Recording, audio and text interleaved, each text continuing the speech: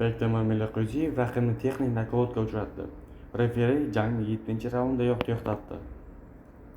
22 fevralda o'tar kechasi o'zbekistonlik 29 yoshli bokschi Bektemir Meliqo'ziyev ganalik 34 yoshli Sena Apekoga qarshi ringga ko'tarildi. AQShning Las-Vegas shahridagi professional boks oqshomi doirasidagi ushbu jang 7-raundda texnik nokaut bilan yakunlandi. Meliqo'ziyev ilk daqiqalarda tashabbusni qo'lga oldi va u maydon markazini nazorat qildi va chap qo'lida muntazam ravishda zarbalar yo'lladi. Akpeko bittalik kuchli zarbalar bilan javob qaytarishga urindi, ammo unga tezlik va aniqlik yetishmadi. Jang o'rtalariga kelib ringda o'zbekistonlik bokschining ustunligi yaqqol ko'zga tashlana boshladi.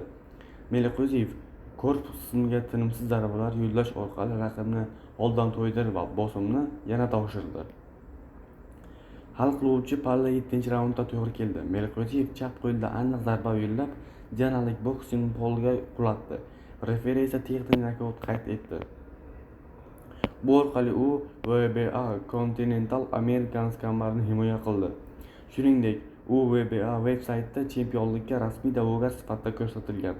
O'yindan keyingi intervyusida Meliqo'ziyev ikkinchi o'rta vazn toifasida WBA chempioni Xose Armando Reynolds chempionlik kamarini himoya qilishini, WBA esa ushbu jang g'olibiga qarshi chempionlik jangi va'da qilganini aytdi.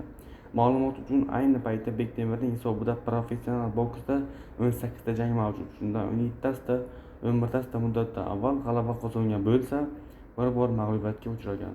Hurmatli muxlis, videomizni shu joygacha ko'rgan bo'lsangiz, videomizga bir dona like bosing va kommentariyada o'z izohingizni qoldirib keting va albatta bizning kanalga obuna bo'lishni unutmang.